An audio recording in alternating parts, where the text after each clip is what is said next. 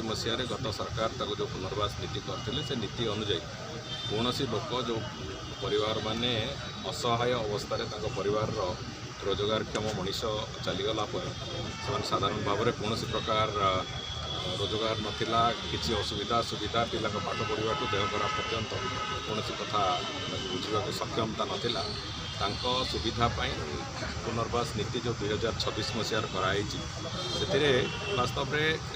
सबु प्रकार सुविधा केमी हम सबू वर्गर जो मैंने जो कि काम करुले आज अनुपस्थिति परिवार को जमी सहारा मिल से दृष्टिकोण को आखि आगे से नीति प्रवर्तन कराई आम भी चेष्टा कर बहुत शीघ्र जो जो वैकेंसी अच्छी से सबुगुड़िक पुनर्वास पाइबा योग्य थी लोक मानक तुरंत से एकोमोडेट कराहब और परिवार को सहायता मिल से दृष्टिकोण को भी सरकार दृढ़तार सहित देखुं मोर पूर्ण विश्वास अच्छी ए निश्चित भाव में जो असुविधा पड़ुवा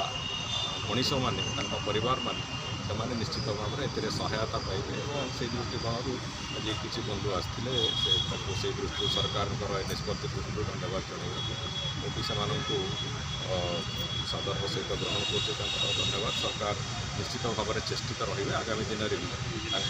सुविधा असुविधा और से आउ कि दिग भी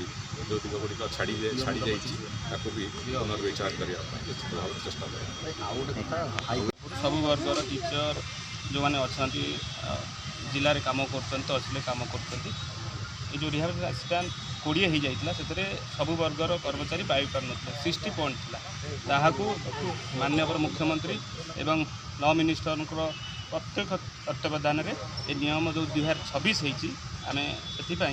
माननीय लॉ मिनिस्टर को आम धन्यवाद देलु सब वर्ग कर्मचारी आम अनुरोध कलु भी जे जो आमर जिला मानक कलेक्टर चिठी करी तुरंत जो मैंने वर्षाधिक अपेक्षा कर तुरंत नियुक्ति हम ता सहित जो बगान मैंने अन्य मैंने रही जाइए ता सहित ईवी हेल्थ कार्ड ओपीएस एवं 6 वर्ष जोगपाई आम अनुरोध कलु माननीय आमर मंत्री की सी भी कथा देने ये जो असुविधा अच्छी तुरंत ता बाबद कमिटी बसिक समाधान करा। रिहाबिलिटेशन पुराना स्कीम जोटा थिला जो कि समस्त उपकृत हो पार नथिले ओडिशार विभिन्न वर्गर कर्मचारी उपकृत हो पार नथिले एवं केवल ग्रुप 4 रे ग्रुप डी रे सेमानको स्टाइपेंड मिलता 2026 रे जो नुआ नियम प्रणयन करसन सरकार से विभिन्न वर्ग रे विभिन्न स्तर रे समस्त सुविधा सुजोग पाई परिबे से जो नुआ नियमटा 2026 रे होइछि ताकू नहीं आम सब वर्गर एम्प्लॉय कर्मचारी लीडर मैंने आसी शुभेच्छा देलु महोदय मंत्री शुभेच्छा देलु और ता मध्य आमर आउ कि दाबी अच्छे कर्णपात करइलु जोटा कि सबुठ बड़ दाबी ओडिशा रे जते कर्मचारी मैंने अच्छा से स्वास्थ्य कार्ड गोटे प्राइवेट कंपनी जिते बड़े तार निज प्राइवेट एम्प्लॉय मानू कैशलेस हेल्थ कार्ड गोटे प्रोवाइड कर आम 60 वर्ष बयस है पर्यंत निजर श्रमदान कर सरकार तथापि आमर स्वास्थ्यर कौन सुविधा आम मान पाई ना से उपस्थापन कलु महोदय मंत्री पर आम विचार को डाक तथापि आप कौन आशा रखुचे केबे सुधा आप देखो जेहेतु गोटे पर गोटे स्कीम इम्प्लीमेंट चली सरकार नुआ सरकार आस्ते आस्ते गोटे जिन से तर्जमा करोटा ठीक कोटा भूल कोटा ना निहाती जरूरी कर्मचारी मानी आमर आशा निश्चिंत आम लड़े जारी रखू सरकार निश्चिंत करेंगे आशा रखुँ।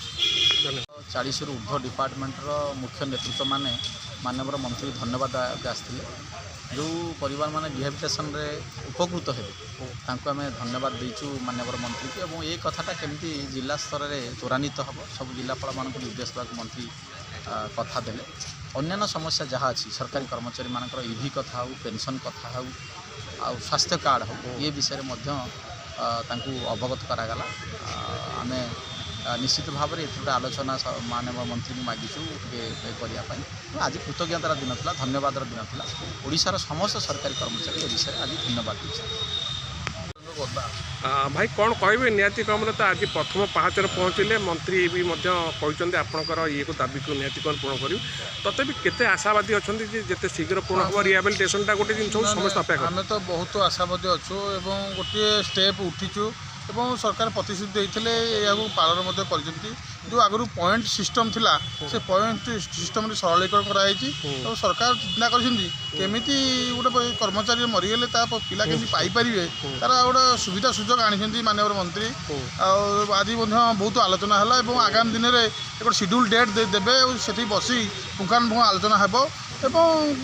ସୁଚାରୁ ରୂପେ কোনো ସୁସ୍ଥ ବାତାବରଣ ଭିତରେ ସରକାରୀ କର୍ମଚାରୀଟିଏ ଉପକୃତ ହେବ ସେଥିପାଇଁ ଆଶା କରିଛୁ ଧନ୍ୟବାଦ।